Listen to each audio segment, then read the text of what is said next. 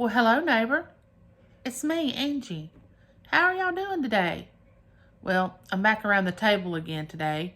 It's about 55 degrees outside. I started to film out there, but then I was like, nah, the wind will start blowing. My eyes will start watering. I'll get cold and, well, yada, yada, yada. But anyway, come on in and let's just have a chat. I'm here by myself, as usual. Hubby's gone to the deer lease to go hunting. My daughter's at work. My son, of course, is at work. And here I am. So I thought about, okay, well, I need to do a video today. But lo and behold, what am I going to talk about? I mean, I've covered several different topics. I try to meet the needs of a different variety of viewers. So maybe it'd be a lot of different types of people that would watch my videos.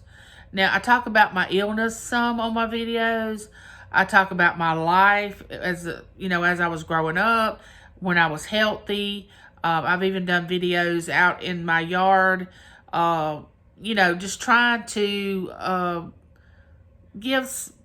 make a video of something that everybody might like, or different ones may like, because like I said before, I watch scrapping videos, dumpster diving videos, people that play slot machines, blackjack.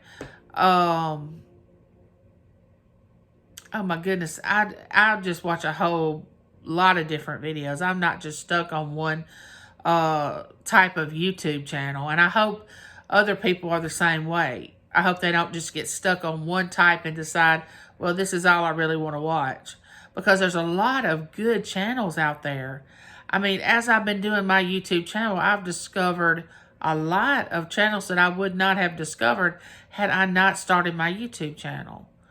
And I've really, really enjoyed them. And especially when that channel does a live. I love to get on there and chat and get to meet other people and get to know what their channel's about. I never knew what a big world there was out there of YouTubers. I mean, the little group that I knew before I started my YouTube channel, I didn't realize or didn't think about it, that it was just so huge. I mean, it's amazing how the world could connect to someone over in another country just by YouTube. It's just amazing to me.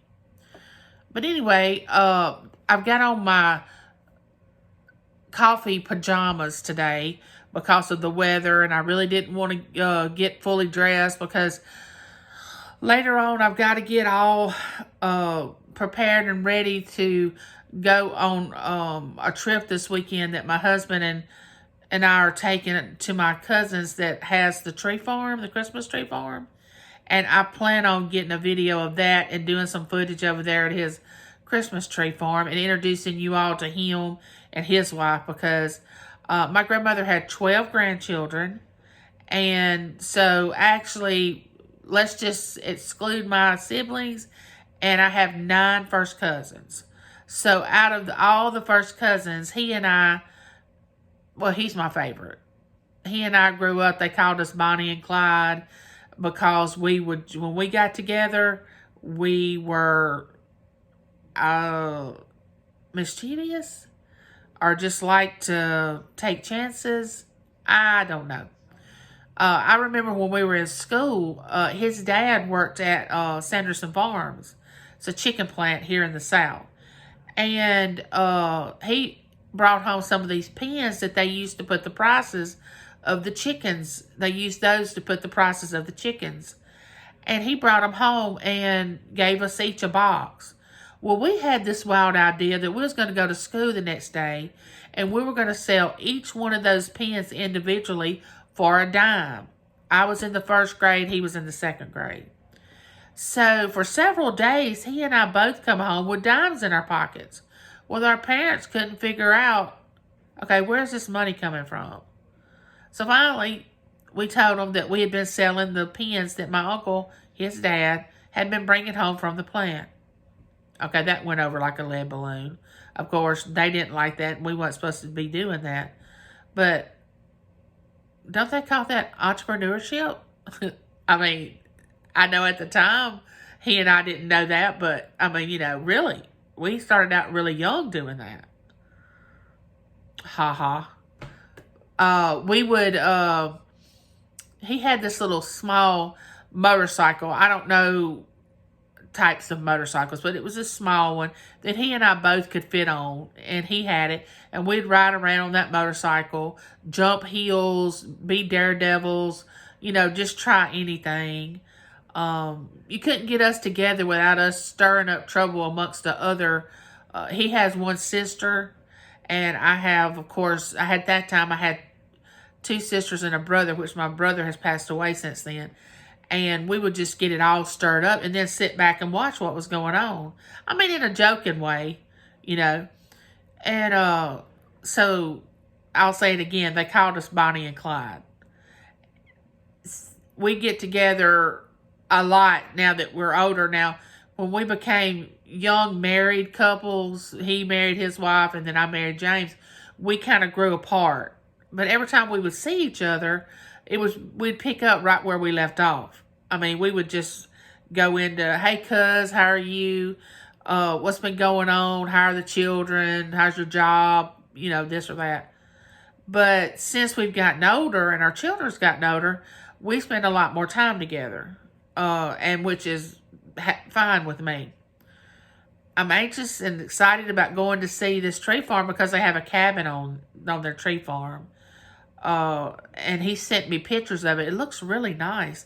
You can stay in the cabin, but we're going to stay with he and his wife at their house. We're not going to stay in the cabin because I can't do steps with my disability. I have to have either a ramp or it can't be steps. It has to be sitting down on a slab wherever I walk into to be able to get back into my wheelchair or onto my scooter or something like that. So we're not going to be staying in the cabin. They're not going to sell Christmas trees this year with their Christmas tree farm, but next year they are. But I get to choose a Christmas tree this year and bring home. I don't think I'll bring it home this time that we go over there. It'll probably be the next trip we make, which will have to be after Thanksgiving because we're spending Thanksgiving at my son's. So anyway, this weekend, that's what we'll be doing. And I hope I get a lot of good footage. But here's my dilemma, neighbors. Okay, so I'm doing these videos, right? Well, the editing is where I have this big brain freeze. I think I have a fear that I'm going to edit it wrong, and then when I upload it, it's going to look crazy. I think that's what my mental block is. But anyway, I'm going to have to cut the camera on and off when I go over there this weekend, because when I talk to you all like I'm doing now,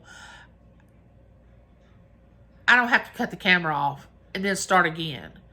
So I'm going to be getting footage of he and his wife at their home, and then I'll be getting footage at the tree farm, which is right by their home. So I'm going to have to do some type of editing. So that's going to be the true test to see how far I've actually come with my editing skills.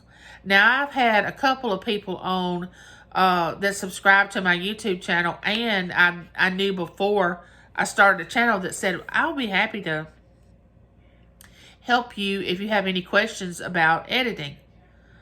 Okay, what questions would I ask if I don't know what I'm doing? But I'm trying to learn that, and I appreciate it so much, because let me share something with you all that don't have videos on their channel and they don't put any content out there. People are so helpful when you start a YouTube channel.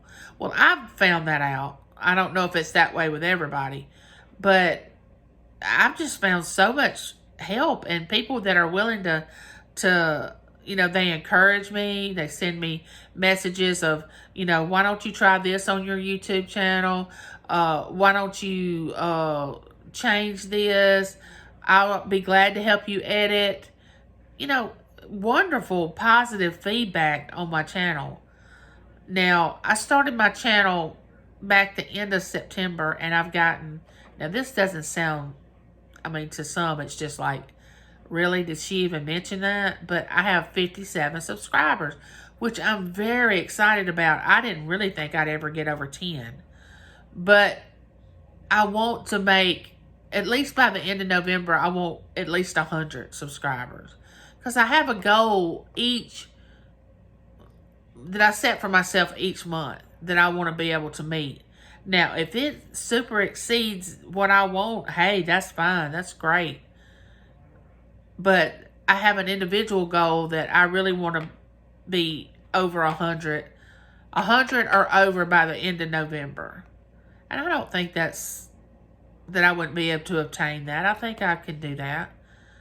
I get out there and try to promote my channel on different other channels that I go to their live, and they are so graciously willing to let me come on their YouTube channel and drop my link to my channel, which is wonderful. But anyway, I just thought I would come on a few minutes before the weekend started and let you all know that what has been going on and what I've been doing. I am going to be released from my physical therapy and my occupational therapy the first of next week, which I'm so thankful for, because I know by them releasing me that I'm doing a lot better and I'm stronger. I can actually stand 2.5 minutes without having to sit back down with my rollerblade. I can stand up. Now, before they got here, when I had my relapse, I could only stand about 30 seconds by myself, and I'd have to sit right back down. Now, a lot of you are like, wow, she can only stand 2.5 minutes and she has to sit. Well, when you're paralyzed, standing 2.5 minutes is a milestone. I mean, it is great being able to stand up like that without getting exhausted and having to sit down. So I'm really excited about that. Let's see what else. I feel like that I'm getting stronger with my occupational therapy because I had got to where I was dropping things. I thought I had it in my hand, but obviously I wouldn't. And my occupational therapist said, when you grab something, why don't you look at it and kind of mentally say to yourself, okay, are you holding on to this? Do you have a grip on it? And I've been doing that, and I had been dropping things like I normally would. We had to go to plastic glasses or that silicone kind of glass. I don't know if you've seen those new ones, because I was breaking so many of our glasses, our drinking glasses, that we had to switch over to those. I mean, people can't imagine when you become disabled the things that you have to change. I never dreamed of the things that disabled people have to change in their life in order just to be able to function. But I'm learning and adjusting. But anyway, the next thing I want to talk to you about is how I am adjusting to how I used to be to how I am now. Now, I don't want you all to get a misconception of that I don't realize that I'm disabled and that I don't realize that I'm never not going to walk again, because I do. But here's the thing. I can't get caught up in that negativity, because if I dwelled on that all the time, I would never accomplish anything. So when I wake up in the morning, I think, what am I going to do today? Not where could I be? What would it be like if I wasn't disabled and still healthy like I was? What would I be doing now? I can't go down that road because that road is not available to me anymore. I'm on a different path. So I have to focus on the path that I'm on right now, which is I'm in a wheelchair. I hurt and I'm in pain all the time. I have an autoimmune disease. I have a pacemaker. But what can I do in a positive way and do positive things to make my life fulfilled and worth living instead of being depressed all the time, which I've never really have had a problem with depression. Now, I've been sad before, but I've never had a problem with depression. And people that do, I have empathy for you and sympathy, and I'm so sorry because I have family members that do suffer with depression. I have family members that are bipolar and have other mental issues. And I mean, I know back in the day, you couldn't mention anything about mental issues because people would just shun you. I mean, it'd be just like you had the plague. But nowadays, thank goodness, people can talk about it and share with each other about the things that they go through, which I think is wonderful because having a support group is really, really an important thing when you're going through something. So my support group is my family, my husband, my children. They have been a great support system for me since I've gotten this way. Now I have you all. You all have been there for me. The channels that I have been introduced to and are so welcomed into their live chats, and they treat me like they've always known me. And it's the weirdest thing because when you start talking to people on a live chat, it's like, okay, have I always known these people? They seem familiar to me. And it just goes to show you that around the world that we're not all alike, but we have a lot of things in common. So that's what I like about it. I love to see people that are living their truth and they're honest with themselves and they're just who they are. I'm not really into someone pretending to be something that they're not. I understand why they're doing that, and I accept them, but I really don't. I don't enjoy being around somebody that's fake because I really feel sorry for that person because I really just want to say, please just be yourself. People will love you the way you are. And I want people to understand that. Either people are going to like you for your true self or they're not. And you know what? If they don't, it's okay. There's people out there that will like you and will accept you.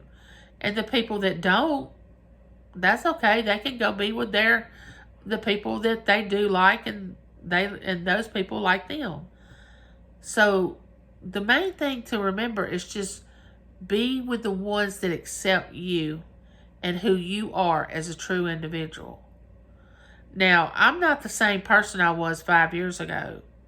I used to be the most outgoing, life of the party, party planner. I don't know, just if you all could just have known me 5 years ago, y'all would say to yourself, this is not the same person. And I'm not. I'm not the same person. And it's okay. Because I like this me too. I've learned a lot through this illness. I've accepted a lot. I've grown a lot. Because that's what you do with age. If you're getting wiser, then you know that you don't have to travel down that road that was trying to teach you wisdom. I don't, there's a lot of things that I don't want to relive. So I try to learn the lesson that I'm supposed to be learning when I'm going through that valley. So when I'm on the mountain, I can say, oh goodness, I went to school for that. I don't have to go back. I graduated. But anyway, I want you all to know that I thank you all so much. Anyone that has helped me with my YouTube channel, watched my videos, commented, shared my videos. I hope you'll continue to watch and see what upcoming things that I have in store, because I have a lot of things planned for this channel. But until then, I would like for you to like, dislike, subscribe, leave a comment, share. I mean, if anything in the comments, give me some advice. I I have a lot of thick skin. I'm pretty, you can't hurt my feelings real easy. So if you want to tell me something negative about my channel and you're trying to help me, I can take that. Constructive criticism, I have no problem with. But until then, the next time I have a video, I hope it's the one where I'm at my cousin's tree farm and we're riding through, and I'm letting you all see that. But until then, neighbor, I'll see you next time. Bye, YouTube.